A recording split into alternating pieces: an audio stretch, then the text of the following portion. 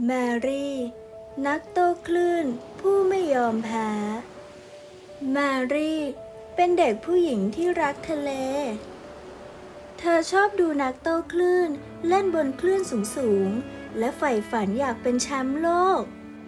วันหนึ่งเธอหยิบกระดานโต้คลื่นของพ่อลองเล่นคลื่นลูกแรกของเธอพยายามยืนขึ้นแต่ตุบเธอล้มลงไปในน้ำแมรี่ฝึกหนักทุกวันจนวันหนึ่งมีประกาศว่าจะมีการแข่งขันโต้คลื่นสำหรับเด็กเธอตื่นเต้นมากแต่เมื่อเห็นคู่แข่งตัวสูงใหญ่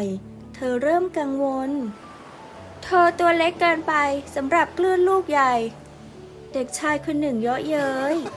แมรี่กำหมัดเธอจะพิสูจน์ให้ทุกคนเห็นการแข่งขันเริ่มขึ้นคู่แข่งของแมรี่ล้วนแต่เป็นนักโต้คลื่นที่เก่งกาจเมื่อถึงรอบของเธอคลื่นยักษ์สูงเท่าตึกกำลังเคลื่อนเข้ามาหัวใจเธอเต้นแรงแต่เธอสูดหายใจลึกและตัดสินใจไปต่อแมรี่กระโดดขึ้นกระดานเธอโต้คลื่นด้วยความมั่นใจเธอทรงตัวได้อย่างสมบูรณ์แบบทำให้กรรมการต้องตะลึงเมื่อเธอเข้าเส้นชัยทุกคนปรบมือให้เธอแม้แต่เด็กชายที่เคยดูถูกเธอก็ต้องยอมรับแมรี่ไม่ได้ที่หนึ่ง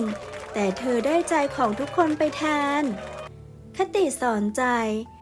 ขนาดตัวไม่สำคัญความกล้าหาญและความพยายามต่างหากที่ทำให้เรายิ่งใหญ่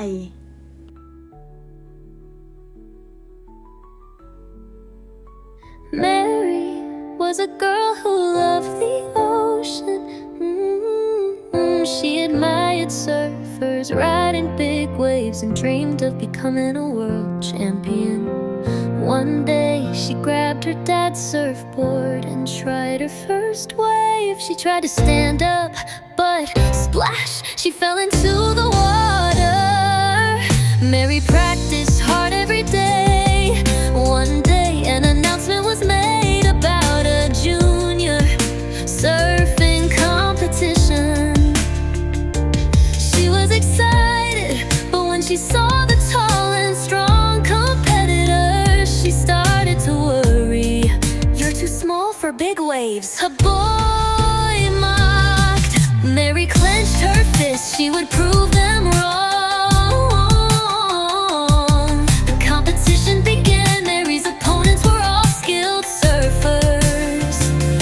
When it was her turn, a giant wave as tall as a building rolled in. Her heart pounded, but she took a deep breath and paddled forward.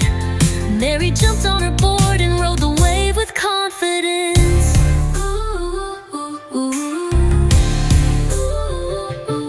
She balanced perfectly, leaving the judges in awe. As she reached the shore, everyone cheered for her, even the boy who had mocked her. Mary didn't win first place, but she won everyone's hearts. Size doesn't matter, courage and determination make you truly great. Mary clenched her fist, she would prove them wrong. The competition began, Mary's opponents were all skilled surfers. When it was her turn, a giant wave as tall as a building rolled in. Her heart pounded, but she took a deep breath and paddled forward. Mary jumped on her board and rode the wave with confidence.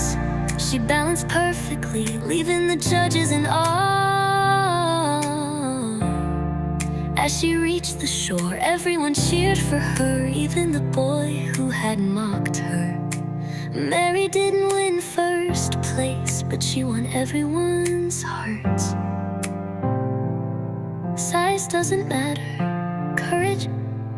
and determination make you truly great.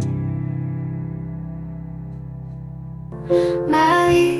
เป็นเด็กผู้หญิงที่รักทะเลเธอชอบ ดูนักตกหรือเล่นบนคลื่นสูงสูง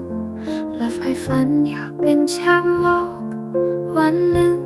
เธอหยิบกระดานต่อคลื่นของพ่อลองเล่นคลื่นลู่ลอยแกรของเธอ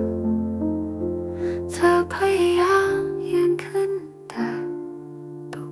เธอล้มลงไปในน้ำแม้ได้ฝึกหนักทุกวันจนวันหนึ่งมีประกาศว่าจะมีการแข่งขันต่อคลื่นสำหรับเด็กเธอตื่นเต้นมากแต่มาเห็นคู่แข่งตัวสูงใหญ่เธอเริ่มกังวลเธอตัวเล็กเกินไปสำหรับคลื่นลูกใหญ่เด็กชายคนหนึ่งย่อแย่แม่ได้กำมัดเธอจะพิสูจน์ให้ทุกคนเห็นการแข่งขันเริ่มขึ้นคุณคู่แข่งของแม่ได้ล้วนเป็นนักโต้คลื่นที่เก่งกาจจนเมื่อถึงรอบของเธอคลื่นยักษ์สูงเท่าตึกกำลังเคลื่อนเข้ามาหัวใจเธอเต้นแรงแต่เธอสูดหายใจลึกและตัดสินใจไปต่อ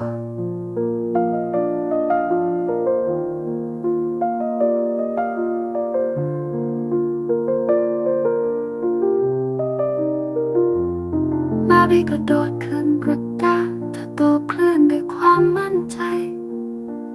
เธอทรงตัวได้อย่างสมบูรณ์แบบทำให้กรรมการต้องตะลึงเมื่อเธอเข้าเส้นชัยทุกคนปรบมือให้เธอแม้แต่เด็กชายที่เคยดูถูกเธอก็ต้องยอมรับแม้ไม่ได้ที่หนึ่งแต่เธอได้ใจของทุกคนไปแทนขนาดตัวไม่สำคัญความกล้าหาญและความพยายามต่างหากที่ทำให้เรายิ่งใหญ่